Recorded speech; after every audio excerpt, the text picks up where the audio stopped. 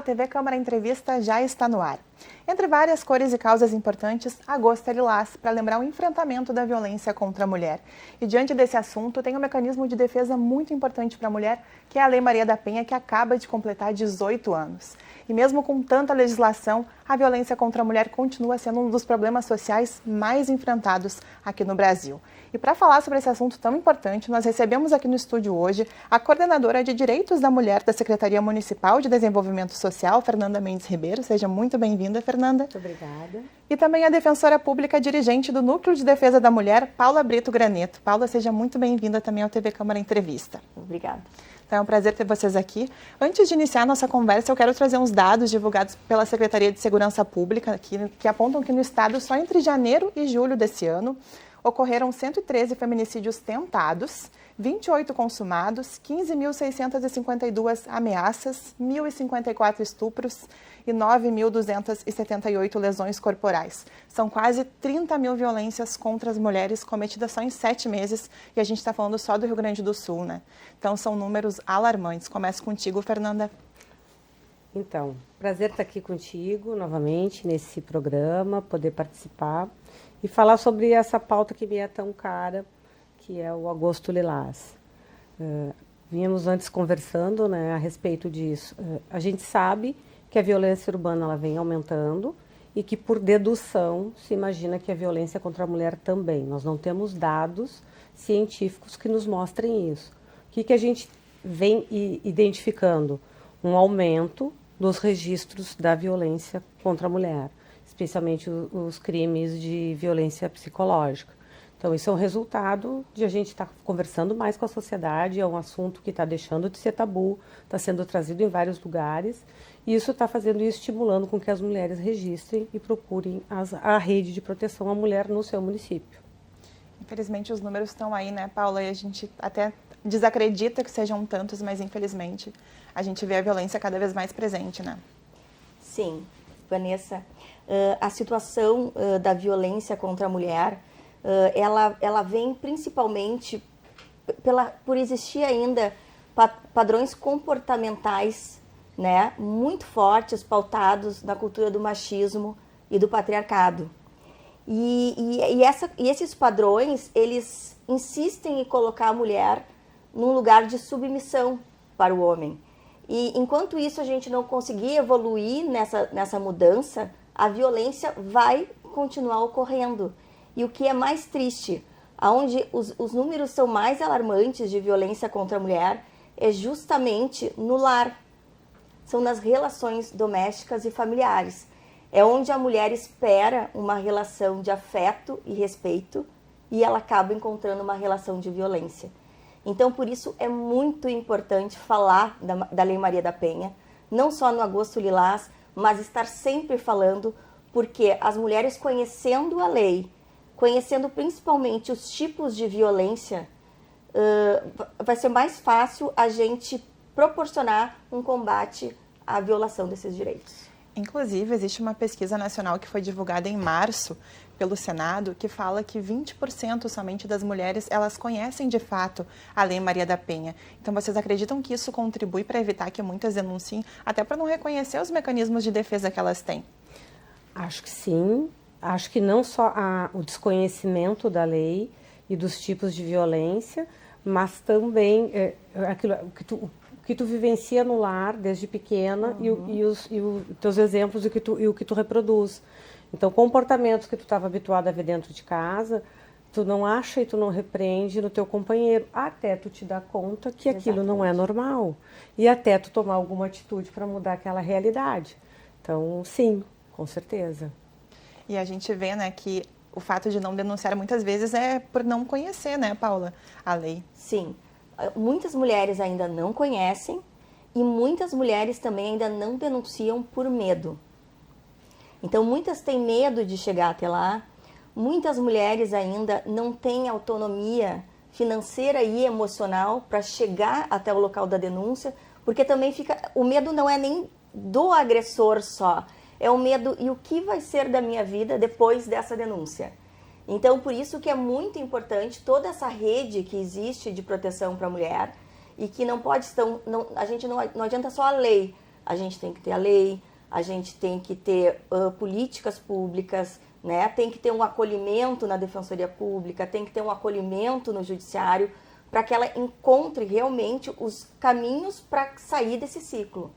E a gente tem a Lei Maria da Penha aí desde 2006, é uma das leis mais específicas e mais conhecidas até mesmo mundialmente na defesa da mulher, mas mesmo com tantas legislações a gente observa que a violência ela permanece, né? Como a senhora mesmo comentou, a violência urbana aumentou, então provavelmente talvez tenha aumentado a da mulher também. Mas o que vocês observam, vocês que enfrentam todos os dias esse tipo de situação, convivendo com mulheres que sofreram esse tipo de violência e trabalhando nessa causa tão importante, tão fundamental que é para o nosso país, como vocês observam? A gente tem mais avanços, tem mais desafios? Como é que a gente pode observar a atual situação que o Brasil, que o nosso município está? Eu acho que nós temos avanços e os desafios cada vez maiores. Porque à medida que a legislação avança, os desafios avançam. Qual é o grande, eu sempre digo, qual é o grande desafio da Lei Maria da Penha? É que ela estabelece responsabilidades concorrentes para vários agentes e órgãos. E o meu trabalho depende que a Defensoria faça o dela, que a Vara de Violência, que a DEAN faça dela, que todo mundo trabalhe adequadamente no tempo correto para que aquela mulher de fato seja protegida. Então, isso é um desafio, tu trabalhar com diferentes instâncias e trabalhar em rede é isso. E por isso a nossa rede aqui em Porto Alegre conta comigo. Esse é o nosso grande desafio, a gente trabalhar de forma cadenciada, com protocolos, fluxos. Mas onde é que está o maior desafio? É a informação. Em tempo real de cada serviço sendo compartilhado com o outro. Se eu sei o que acontece no meu e sei o que acontece na Defensoria, se porventura aqui houver qualquer falha, eu sei que aqui houve, não, a Defensoria tem que atuar daquela forma. Então, é a capacitação, é a informação. Se todo mundo tiver a informação correta, essa mulher vai ser atendida da melhor forma. Porque a pior coisa é tu chegar no serviço e tu receber meia informação, uma informação errada ou ela é incompleta. Quer dizer, tu não fica atendida. E eu acho que esse é o grande desafio para trabalhar em rede ainda. A gente, órgão, seja executivo, seja do judiciário, todos que compõem a rede, termos os nossos agentes capacitados e capacitados com relação ao serviço dos outros. Como tem que funcionar. Acho que esse é o grande desafio. Nós agora vamos começar aí com as capacitações para os serviços das secretarias transversais. E vai ser pela nossa secretaria, que é responsável pela pauta. E na Defensoria, como que é lidar com isso? A Defensoria Pública hoje, ela tem já uma equipe para um atendimento especializado a vítimas de violência doméstica e especialmente um atendimento com uma equipe psicossocial, com psicólogas e assistente social. Porque não basta a orientação jurídica para essa mulher, ela tem que ser acolhida. Então, esse trabalho conjunto tem sido muito benéfico, porque normalmente a equipe psicossocial que encontra a verdadeira vulnerabilidade daquela mulher, para nós, defensores, sabemos a melhor maneira para atuar para aquele caso. E uma coisa importante a gente falar é a questão da violência, né? Vocês já falaram aqui sobre o medo de denunciar, sobre o julgamento, né? Quais vocês acham que são os principais entraves para as mulheres, assim, vocês que convivem mais com elas, que conhecem a história delas? Quais são as principais dificuldades? Quando eu assumi a coordenadoria, eu chamei a minha equipe, né, do Centro de Referência de Atendimento à Mulher, Márcia Calisto, que também tem uma equipe multidisciplinar, a exemplo da equipe lá do Nodem, onde tem assistente social, psicóloga, e temos a orientação jurídica para as mulheres que estão ali sendo atendidas pela Escola Superior do Ministério Público. Tentamos pela Defensoria, mas não havia como a Defensoria abraçar mais isso.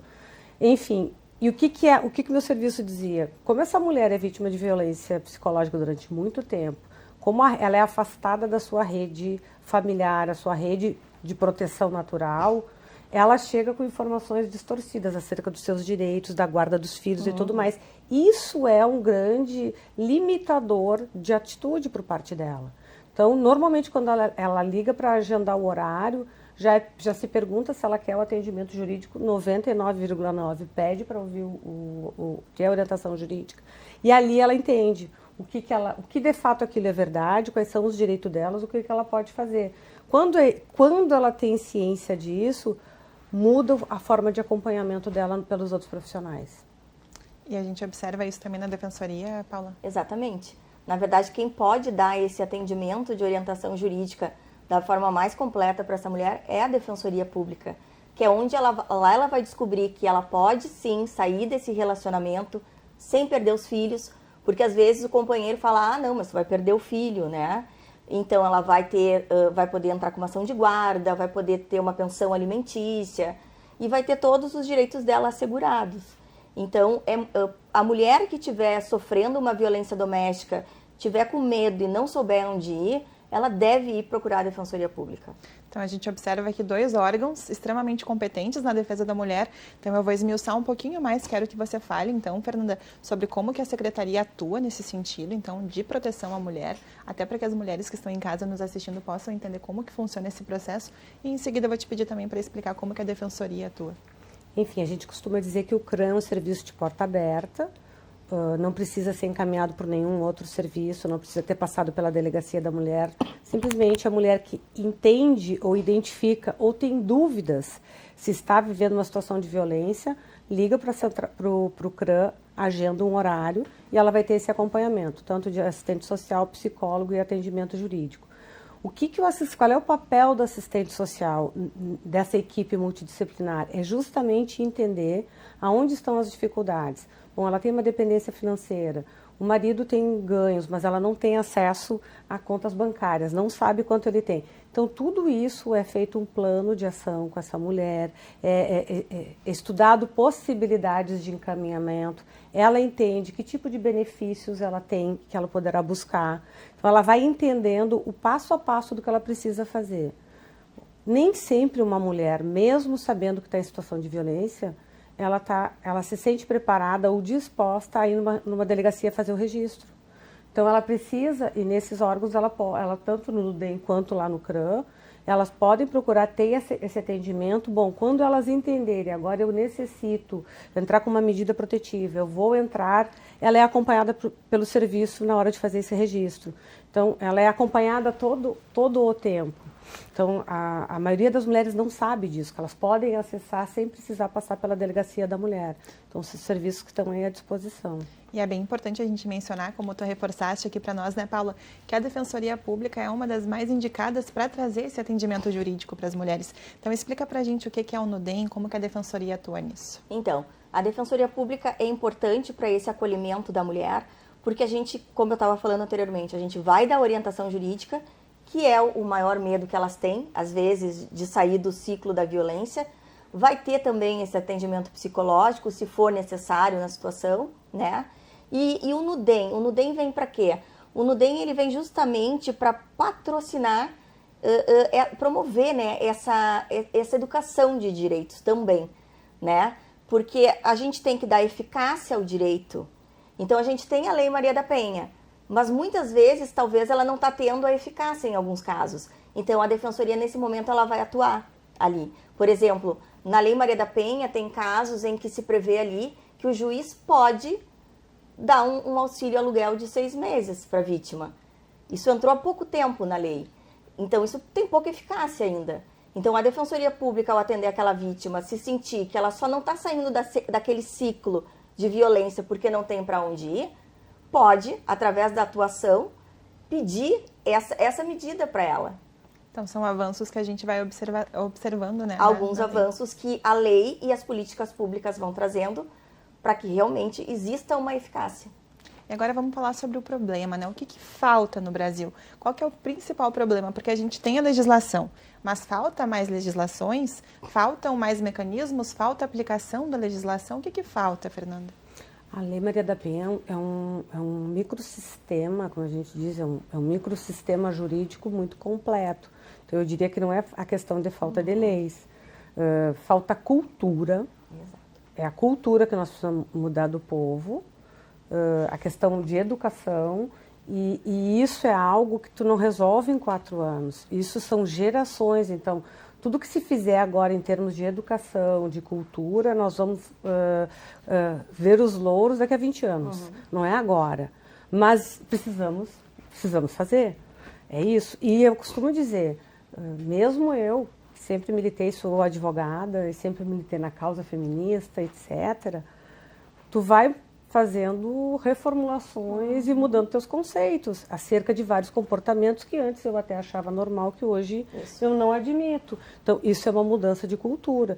Então, eu costumo dizer que todos nós estamos reaprendendo. Pessoas a partir dos 35 anos estão se reinventando e reaprendendo as noções sobre violência contra a mulher. É exatamente isso que a Fernanda estava colocando. Por exemplo, eu sou de uma geração de 1979. Então, a gente foi criada numa cultura machista. Então, quando a gente fala no machismo, não é só no homem. Não é só o homem que é machista. Mulheres também são. Lá na raiz. Né? Mulheres também têm padrões machistas. E essa é a maior dificuldade, talvez, delas verem, né? Exato. Identificarem a violência. E outra situação é que, assim, normalmente a gente acha que violência tem que ter marcas, né? Que a violência é a física, é a que vai te deixar com o olho roxo, é a que vai ter um estrangulamento.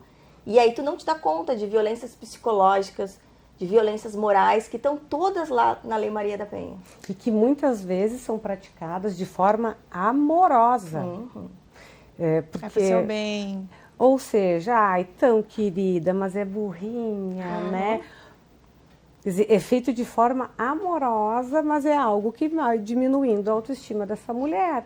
E isso às vezes acontece pai com a filha, os filhos, ou seja, os irmãos, é o bullying dentro de casa. Quer dizer, se vier um namorado, um relacionamento repetindo isso, não tem nada de anormal, é uma reprodução do teu meio. Muita gente escuta sobre a geração do mimimi, né? Que hoje tudo é violência, mas na verdade a gente não sabia que antes também tudo era violência. Essas questões que vocês estão trazendo aqui hoje, a gente nem se dá conta do quanto são violências, né? Então ali dentro de casa a gente não percebe, não se dá conta. Então por mais que se fale em mimimi, é importante a gente desmistificar isso e falar que não, que é violência, né? Exatamente. E é por isso que eu costumo dizer, qual é a dificuldade dessa mudança cultural? É a forma como tu chama a atenção das pessoas. Quer dizer, no momento que tu acusa todo mundo de machista, é como tu dizer que todo mundo é racista. Quer dizer, as pessoas reagem automaticamente. Mas quando tu começa a colocar exemplos e todo mundo começa a se enxergar nos exemplos, tu faz aquela autoanálise de, efetivamente, esse comportamento eu não posso mais repetir. E aí é que eu digo, é a questão da educação e usar a cultura como uma forma de comunicação e mudança para acessar as pessoas. Não é mimimi, Paula. Não é mimimi. Se for violência doméstica, não é mimimi. E eu costumo dizer que tem aquela frase que fala que em briga de marido e mulher ninguém mete a colher, pois eu acho que às vezes uma vizinha meter a colher pode impedir um feminicídio. E quais são no dia a dia, assim, os maiores tipos de violência que vocês percebem? A gente sabe que o feminicídio consumado, então ele vem em um número menor. Inclusive, a gente estava comparando uns dados e viu que esse número caiu em relação ao ano passado. Graças a Deus tem melhorado, então, a situação. Mas quais são os maiores tipos de violência que vocês observam no dia a dia do trabalho de vocês? O que chega muito, que é uma coisa que me preocupa muito, é a questão das redes sociais. O celular, o poder que um aparelho dá a outra pessoa. Inclusive de tu ter que ceder a senha, tu ter que saber o registro onde a pessoa anda. Se eu não consigo saber onde tu estás, isso vira um problema.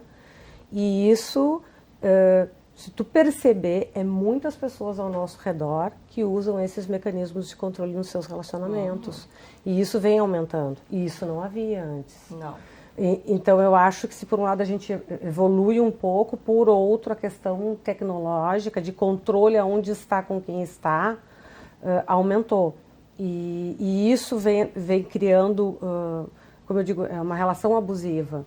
O tempo inteiro, e aquele telefone, a mensagem entra e toca e sai onde é que tu tá, porque eu não tô te vendo, a localização, ou tu estás num lugar que tu normalmente não estarias, o que tu tá fazendo agora. Isso é uma invasão de privacidade, isso é um abuso o tempo inteiro durante um horário de trabalho. E isso eu vejo vários colegas passando durante o dia. E isso está virando cada vez mais comum, especialmente entre os jovens. Então isso é algo que realmente me preocupa bastante. E outra circunstância que chega dos serviços, assim, para nós, dos centros de referência, porque CREAS e CRAS, nós temos um centro de referência do município, o CRAM, que é aqui na João Pessoa, com a esquina com a Venâncio Aires, ali na Secretaria de Desenvolvimento Social. Mas nós temos CREAS e CRAS espalhados por territórios. Eles têm profissionais com esse olhar. Quando a pessoa vai lá, ela tem como solicitar ajuda e eles muitas vezes identificam. E eles fazem encaminhamento ou a ponte com o CRAM. E muitas vezes fazem esse primeiro atendimento e depois nos encaminham. E com frequência já aconteceu situações de elas se darem conta de mulheres vivendo em situação de cárcere privado. e pedindo ajuda e a gente criando todo um mecanismo com a rede, eu fazendo todo um relato, uma denúncia para a Delegacia da Mulher, para que se possa resgatar essa mulher. Mas isso tem acontecido com muita frequência. E no interior do estado, na zona rural, mais ainda. É fortíssimo. Mais ainda. E eu acho que é isso que a gente percebe na Defensoria Pública, que talvez a maior violência é a imperceptível, é que a mulher não está enxergando que está sendo violentada, que é a psicológica. E essa existe ainda muito, sabe? É aquela mulher que pelas atitudes e pelo aquele temor, ela não vai ter a autonomia que a gente deseja que a mulher tenha e não vai ter a autoestima necessária para reconhecer o que tem de errado naquele relacionamento. Então, a violência psicológica é uma das mais preocupantes que tem. A gente falou aqui na questão da cultura que deve ser criada, a conscientização que deve se criar. Uma coisa importante que você falou, Paula, foi sobre a importância de discorrer sobre isso não somente no Agosto Lilás, mas uma pauta para o ano inteiro, né? Então, a gente observa, e até mesmo em alguns projetos de lei aqui no Legislativo, sobre alguns projetos que chegam ensinando as crianças na escola a quebrar aquele ciclo de violência que muitas vezes acontece em casa. De que forma que isso contribui para esse processo? Muito, por exemplo, tu poder mostrar de uma forma lúdica, porque tu também tem que ter um cuidado, porque tu tem pais ali do outro lado, né, de tu conseguir mostrar de uma forma lúdica que apesar de acontecer determinada situação dentro de casa, papai batendo na mamãe, isso não é correto e o que pode ser feito. Da mesma forma, se papai ou mamãe abusar da criança, quer dizer, tu tem que, são alguns ensinamentos que tu pode, porque a criança vai reproduzir para a professora. Ela é o grande canal de comunicação. Então, assim como na Covid, agora estão puxando dados a respeito do tipo de violência, como aconteceu na época na África, com o vírus da ebola, que as crianças deixaram de ir para a escola e depois se viu que tinha aumentado 80% de abuso contra as crianças, porque elas deixaram de ter o canal de denúncia. Uhum. Nós agora também tivemos um processo de enchente, onde as crianças ficaram muito tempo fora de escola, tem crianças que ainda permanecem fora de escola. Então, nós saberemos o resultado desses dados lá adiante. Mas é a relevância dessa criança dentro da escola, utilizando a professora como canal de denúncia. E que, por consequente, a escola já tem todos os conselhos tutelares dos territórios, os que têm um trabalho, já procuram as escolas e são muito próximos das diretoras ali justamente para isso, identificaram, vão lá para ver o que está acontecendo naquela casa. Então, sim, com certeza. Nós precisamos, desde pequenininho, trabalhar essas crianças. E como é que tu observa isso, Paula? Também acho que tem que ser começado desde cedo, porque não vai ser uma educação na escola só de meninas, vai ser de meninos, né? Então, é tu começar a mostrar desde cedo o que é uma relação saudável, né? E até, de uma forma, não é nem só combater a violência doméstica, é mostrar como é que a gente quer construir uma sociedade realmente justa, igualitária, fraterna. Tu tem que começar com os pequenininhos. A gente falou sobre a escola, né? Mas e em casa? Como é que a gente pode fazer isso? Eu costumo ver os vídeos na internet de um pai levando flores para a filha pequenininha. A gente sabe que são vídeos feitos, mas de que forma que isso pode melhorar ali desde a infância, mostrar para a criança, para a menina principalmente, que é assim como que uma mulher deve ser tratada? Tem um documentário já bastante antigo que era a respeito assim da violência nos jogadores das escolas americanas, né, de futebol americano, a questão dos estupros coletivos. Quer dizer, resolveram fazer um estudo porque era muito comum, assim, inúmeros réus, os famosos das escolas envolvidos com isso. Então, na verdade, eles começam mostrando que é o que a gente faz. Tu trata as duas crianças de sexos diferentes da mesma forma até 3, 4 anos. E a partir dali nós começamos a fazer as distinções entre eles. Menino não chora, menino não reclama, menino não faz isso, é coisa de menina. E tu vais fazendo isso. E a gente sabe que um dos grandes problemas da violência, do homem e a violência, é justamente não saber lidar com a emoção. E quando tu repete, replica, de que menino não chora, menino não trata da emoção, tu está perpetuando isso desde aquele momento. Tá aí. E como é que ele vai falar, extravasar e falar sobre as emoções? Em que momento? Se ele é tolhido, a menina pode, ele não pode nem chorar.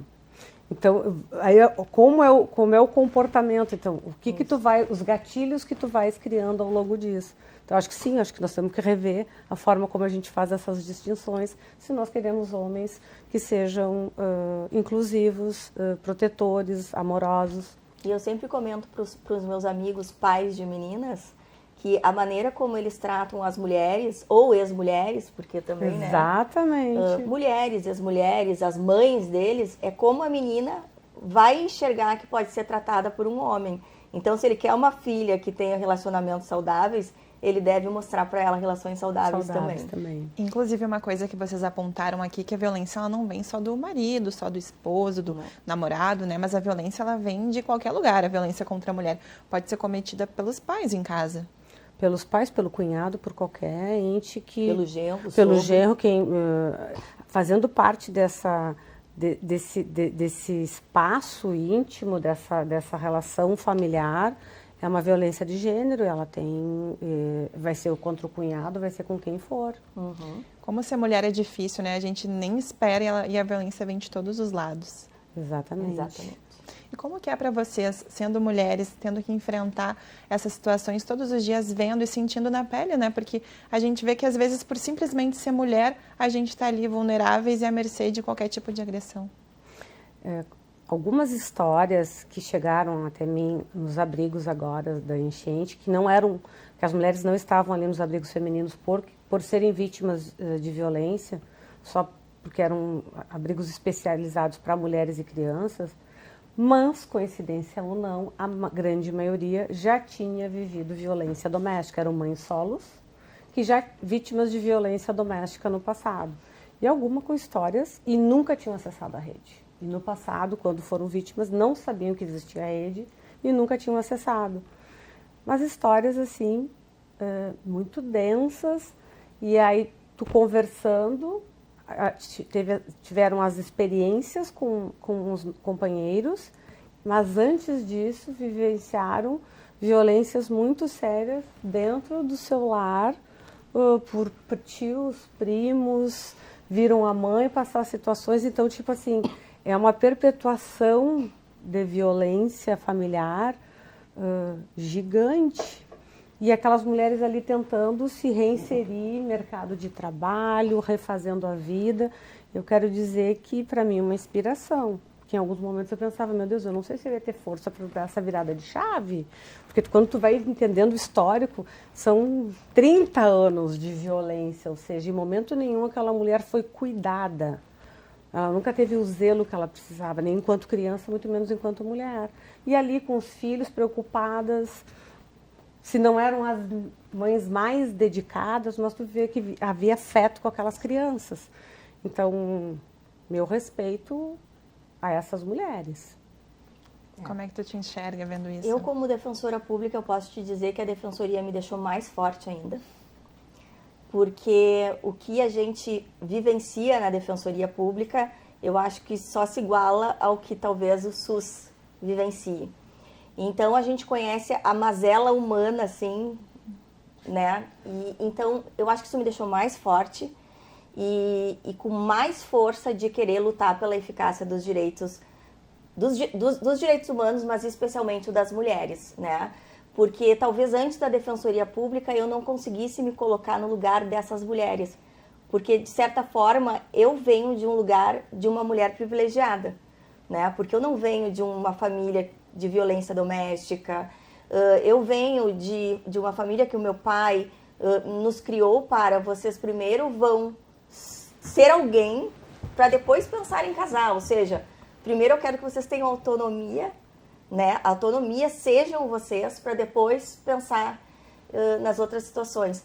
Então, assim, a defensoria me fez me colocar no lugar dessas mulheres e é como a Fernanda estava dizendo, elas são muito fortes. Porque o que elas passam, né, Fernanda? E mesmo assim, elas têm uma força que vem, assim, acho que de ser mulher mesmo. De ser mulher.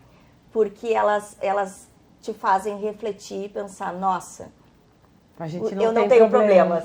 A gente não tem problemas. Tu sai de lá pensando, eu não tenho problemas. Mas, e vou ter que ajudar essas pessoas. E principalmente no interior. No interior, na zona rural, a mulher ainda sofre muito isso. sabe?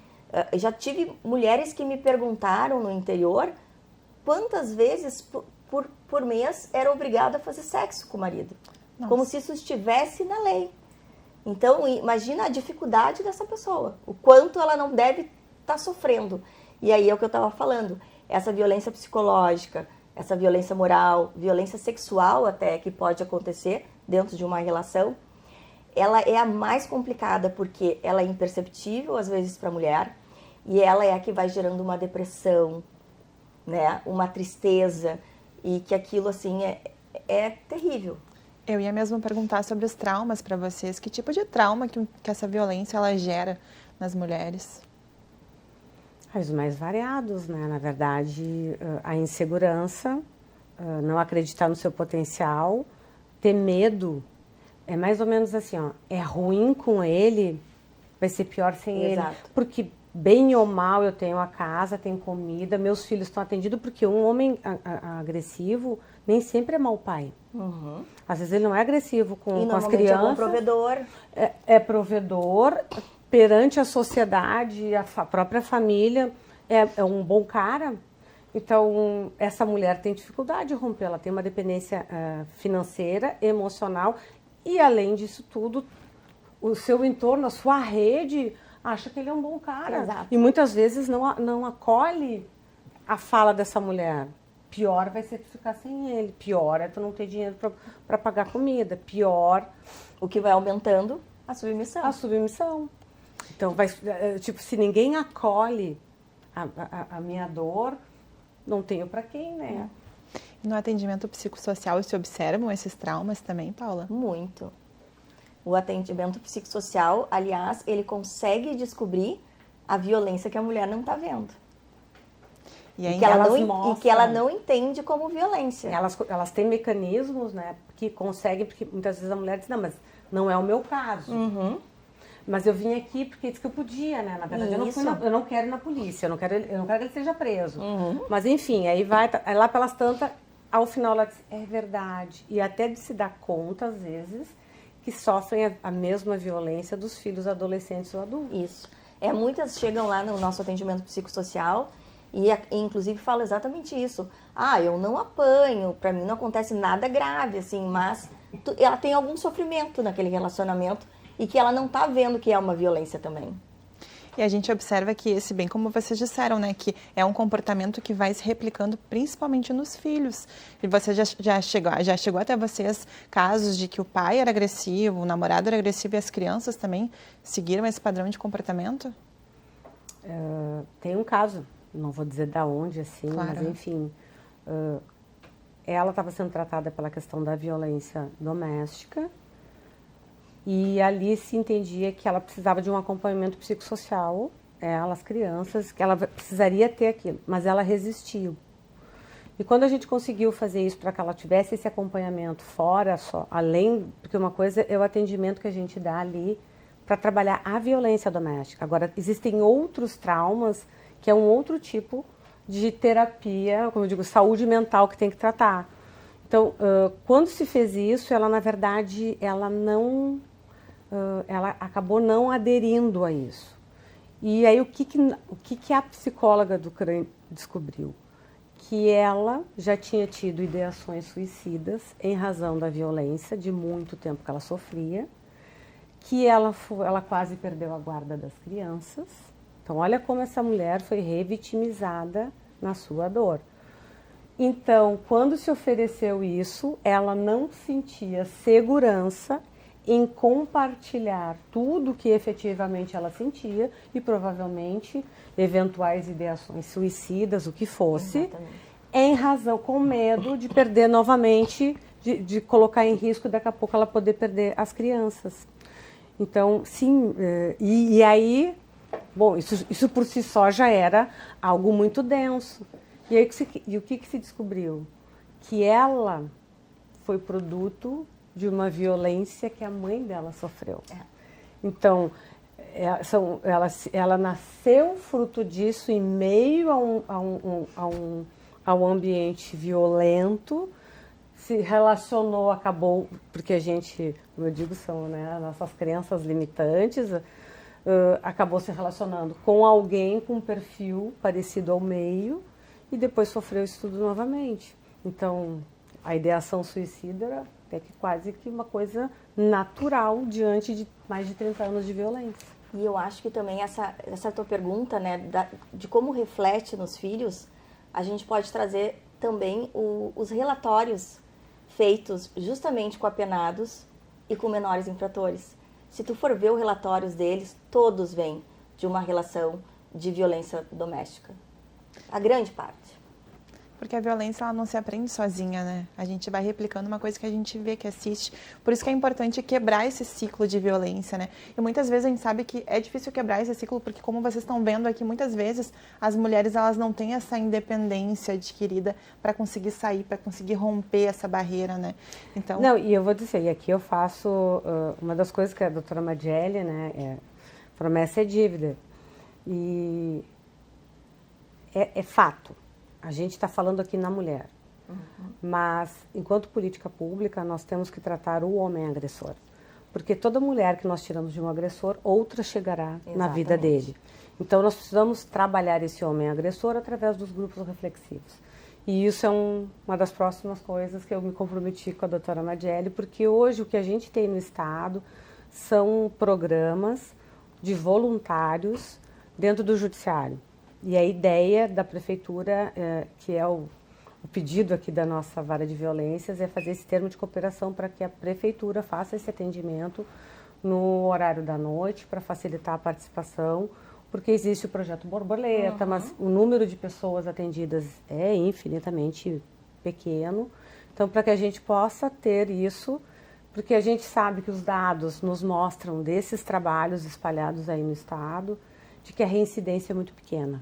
Então, se tu tratar o agressor, não, tem pessoas que não têm, não vão, mas a grande maioria que participa disso, os índices de reincidência, nós estamos falando em 2%.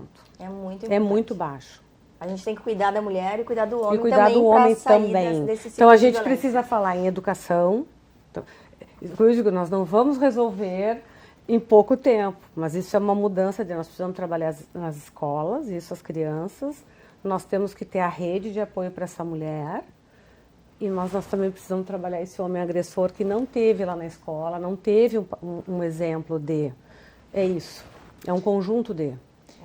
Muitas vezes a gente fala sobre a questão do machismo enraizado na sociedade, né?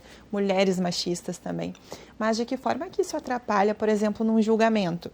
Quando acontece ali, a mulher sofreu violência, ficou comprovado isso, mas muitas vezes o homem, o agressor, ele é absolvido. E a gente percebe nitidamente que ele foi absolvido porque talvez aquele tipo de violência que a mulher sofreu não fosse uma violência, porque é um homem julgando uma violência sofrida por uma mulher. Às vezes nem é um homem julgando, é uma mulher julgando com um pensamento machista, porque todos nós somos frutos de uma educação machista. É o que a gente estava conversando antes, é que a gente... E às uma vezes cultura é uma que cultura. tu tem que ir mudando. E aí, é como a Fernanda falou, não são 18 anos de uma lei que vai mudar a cultura. É um trabalho diário. É de formiguinha, mas é necessário. Tu vai plantando aqui. É uma mulher que vai na defensoria e vai descobrir. Essa que descobre e vai lá pro território dela e fala para todas as outras vizinhas. E assim a gente vai indo. Aí nós nos reunimos com toda a rede, e aí a defensoria reclama, eu reclamo. A doutora Paula ainda vai fazer sustentação oral, tem lá a parte da tribuna. Eu não tenho, mas eu aproveito os fóruns com todo mundo para fazer questionamentos a respeito de medida protetiva. Tem que ser estendida para a criança, que eu falava. E normalmente não, se a violência não estiver envolvendo a criança, ele vai continuar com o direito de visita. O quanto de fato isso é justo? O quanto de fato isso não revitimiza e não pune novamente essa mulher? O quanto de fato não vai fazer com que essa mulher volte para esse homem agressor para que ele não fique sozinho com essa criança? E essa questão do direito é muito bonita, né? Nessa parte de que mostra a defesa que o direito pode fazer pela vida de uma pessoa. A gente fala sobre as mulheres aqui, mas o direito ele está ali pertinente na vida de todos, dos idosos, das crianças. Mas de que forma, o que é o direito na vida de uma mulher que sofre um tipo de violência, que sofre um tipo de abuso? Deveria ser a forma de ela ter a justiça e a proteção, mas nem sempre a experiência nos mostra que nem sempre é. E uma mulher que tenha tido uma má experiência, nem sempre ela vai voltar para a rede. Eu sempre digo que a gente tem uma responsabilidade com cada uma daquelas mulheres que chega ali, que ela venceu tantos tabus e tantas dificuldades pessoais para chegar até o serviço, que nós temos que fazer o máximo para conseguir atender essa mulher da melhor forma. Então, quando de repente uma medida protetiva não sai, ou quando não é estendida para as crianças, ou quando envolve uma criança e não estendem para a segunda, digo, o que está se esperando bater na segunda para daí ter a medida contra... Não é possível, entendeu? Não é possível que esse direito da paternidade seja maior que da integridade física da família. Mas, enfim, acho que a gente se solidarizar com o problema delas faz a diferença. A experiência, eu digo que para mim foi uma grande experiência o abrigo de mulheres agora, inclusive eu falava com elas sobre isso. E se estabeleceu uma relação de confiança, de depois elas dizerem, nunca ninguém fez por nós isso. Uhum. E aí tu diz assim, isso aqui era uma obrigação da rede de proteção familiar delas. Mas tu vê assim, a carência e como essas mulheres são sozinhas, mulheres de ali 30 e poucos anos, 20 e poucos anos, 40 e tantos anos, que nunca tinham vivido a experiência de proteção. Eu acho que esse direito, o que o direito tem que dar para essas mulheres, né? A liberdade que elas buscam. É isso que o direito tem que dar. Quando uma mulher procura a Defensoria Pública, ela quer ouvir que alguém está com ela, sabe? Então, assim, ela saber que vai ter alguém com ela, eu tô contigo, eu vou estar lá na audiência contigo.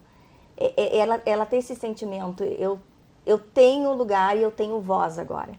Então, muitas vezes eu sinto que eu sou a voz daquelas mulheres. Exato. E é bem importante a gente ressaltar isso, né? Uma coisa que a gente fez ao longo desse programa foi falar sobre os tipos de violência, mostrar como eles acontecem, mostrar até mesmo formas de poder evitar que desde os pequenos aprendam a não replicar esse tipo de violência que vem aí tão presentes na sociedade. Mas é importante a gente falar disso, que não é uma conversa só para mulheres, nem um pouquinho, é uma conversa para todos, né? Homens, mulheres. É importante a gente reforçar que essa proteção, ela tem que vir de todos, não é só da mulher, não é só a mulher que tem que se proteger, mas a gente tem que ser dada essa proteção para nós. Exatamente. E uma coisa que eu sempre digo, o ambiente de trabalho é a melhor das escolas. É onde tu observa mudanças de comportamento, é onde tu observa comportamento às vezes machistas, brincadeiras, e que é onde tu pode talvez ter a oportunidade de chamar o colega no canto para dizer, amigo, isso não dá para continuar sendo feito. E, inclusive, até uma fala coletiva com os demais a respeito, condutas que não podemos mais ter. Isso é uma forma de contribuir. É a mudança cultural. Que é lenta, mas vai ter. Mas é um compromisso de todo mundo. E que talvez a geração mimimi já está um pouco mais avançada. Assim, eu vejo, por exemplo, que o meu sobrinho, que tem 13 anos... Hoje ele tem uma mentalidade já bem diferente. Assim, o meu também. Do que os meninos de 13 anos da minha época, né? Imagina alguém fazer uma piada porque tem um colega autista, não, muito antes pelo contrário, se tem alguma limitação. Nossa, nós sobrevivíamos ao bullying. Olha, aí tu, sobreviveu, bom, cada um com seus traumas, né? Sabe lá quanto tu pagou de terapia depois para viver? Aí você conseguiu superar. Hoje, imagina, eles não admitem, aliás, eles não conseguem achar piada nisso, né? E que bom que está mudando, né? Que bom. Que bom. Que bom, é. Acho que isso é evolução, né? Eu sempre digo para as pessoas, isso é evolução. A espécie tem que evoluir, né? E quando a gente olha no mapa brasileiro, assim, vocês conseguem perceber que o Rio Grande do Sul, talvez ele esteja um pouco mais avançado, ou ele está um pouco mais retrocedente, assim, nessa questão de proteção à mulher? O Rio Grande do Sul, ele sempre está um pouco mais avançado. Eu acho que cultural na rede de proteção boa. Eu digo assim, enquanto rede, estrutura, acho que nós estamos bastante avançados. Mas culturalmente, especialmente para o interior... sim, daí a gente tem ainda... Isso é um limitador. Isso é um limitador. E a gente sabe que... E aí, no interior, a gente enfrenta outras dificuldades. Muitas vezes não tem uma delegacia de polícia, uma distrital que fecha ao meio-dia, que fecha às 18 horas, que não funciona final de semana. E ela é para tudo. O interior ainda eu acho que é onde está o... Exatamente. Então, assim, como é que tu vai... Que rede apoia essa mulher? Quer dizer, ela vai... É muito difícil. Então, eu acho que, em termos assim, de estrutura nos grandes centros, talvez sejamos um dos estados mais à frente. Mas no nosso interior aí, a gente se depara aí com situações, municípios pequenos, assim, com altíssimo índice de violência. Altíssimo. Uma coisa que tu trouxeste aqui, Paula, foi a questão de que a mulher não está sozinha. Então, quase chegando ao finalzinho do nosso programa, quero que vocês comentem isso, porque uma das nossas falas aqui é de que as mulheres não estão sozinhas. Então, elas têm uma rede de acolhimento, têm um suporte, por mais que muitas vezes não tenham uma rede de apoio de amigos, de família, tem o poder público aqui para auxiliar elas, né? Exatamente. A mulher vai encontrar nessa rede de proteção, seja no Centro de Referência da Mulher, seja na Defensoria Pública, seja na Delegacia da Mulher, nos próprios postos de saúde já tem, né? Ela vai encontrar esse acolhimento e ela pode buscar lá, assim, ó, fazer a denúncia para mostrarem para ela para onde ir. Tem também um canal que agora começou a ser novamente bastante divulgado pelo Ministério da Mulher, que é o 180, onde a mulher pode ligar e lá ela recebe várias informações e até consegue identificar junto com a pessoa que está lá do outro lado se ela está vivendo uma violência doméstica, o que ela pode fazer. Então, assim, ó, ela não pode ficar calada. Não estão sozinhas, né, Fernanda? Não, e eu costumo dizer que eu estimulo muito as mulheres, porque os territórios aqui em Porto Alegre funcionam muito. Então, existem muitos grupos que acolhem mulheres, que fazem trabalhos parecidos com o Centro de Referência. Tem na Restinga, tem na Lomba do Pinheiro, tem no Eixo Baltazar, tem vários lugares. Procurem. Às vezes é difícil a gente falar para uma amiga, ou a gente já falou, ela já disse o que nós tínhamos que fazer, tu tem medo do julgamento, tu não quer mais falar, ser julgada. Então, procura qualquer um desses lugares. Tem muita gente para poder acolher. E quando ela estiver preparada para tomar uma atitude, ela vai ter toda uma rede para ampará-la. Agora quero que vocês deixem um recado e também coloquem à disposição. Falamos aqui do 180, falamos de alguns canais de denúncia que a Paula trouxe para nós aqui, mas quero que vocês deixem à disposição os serviços, né, tanto da Defensoria quanto depois também da Secretaria de Desenvolvimento Social. Então, começo por ti, Paula. Então, a Defensoria Pública está à disposição da comunidade.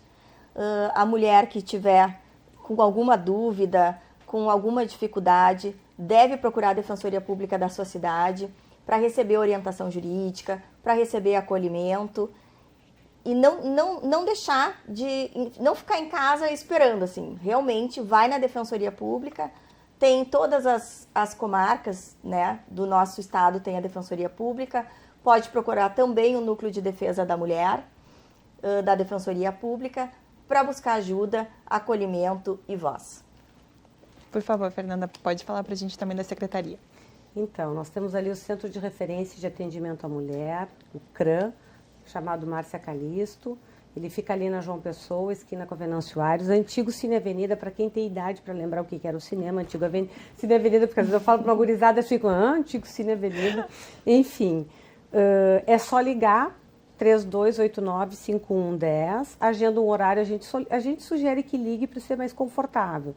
Mas se a mulher chegar ali de segunda a sexta, das 8h30 às 18 horas, ela vai ser atendida por alguém da equipe. Poderá ter que esperar, porque também é outro atendimento. Mas, enfim, é serviço porta aberta, liga, agenda, temos ali orientação jurídica, vai ter um psicólogo, vai ter o assistente social. Procura ajuda. Estamos ali para acolher, para orientar, sem julgamento. E se porventura já passou pelo CRAM, parou de ir, pode voltar. Não existe penalidade por ter deixado o atendimento do CRAM. Vão ser sempre bem recebidas.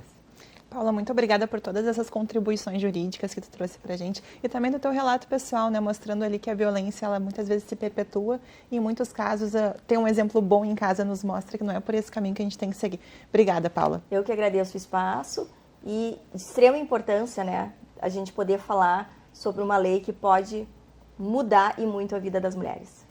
Fernanda, é muito bom saber também que a Prefeitura está tão bem servida no sentido de proteção à mulher. Obrigada por compartilhar conosco essas informações todas que tu trouxe para a gente, para entender, né, que o município também atua firmemente nesse sentido de proteger e defender a mulher. Com certeza, estamos aí firmes e à disposição. Então, Paula, Fernanda, obrigada por terem compartilhado conosco todas essas informações e um bom trabalho. Obrigada. Pois é, o agosto é lilás, mas a gente sabe que o combate, o enfrentamento à violência contra a mulher é algo que deve ser levado para o ano inteiro. Com isso, o TV Câmara Entrevista de hoje fica por aqui, mas você pode rever esse e outros programas nas nossas redes sociais e também no nosso canal no YouTube. 18 anos de Lei Maria da Penha, mas tem muito trabalho ainda para ser feito. Obrigada pela sua companhia e até a próxima.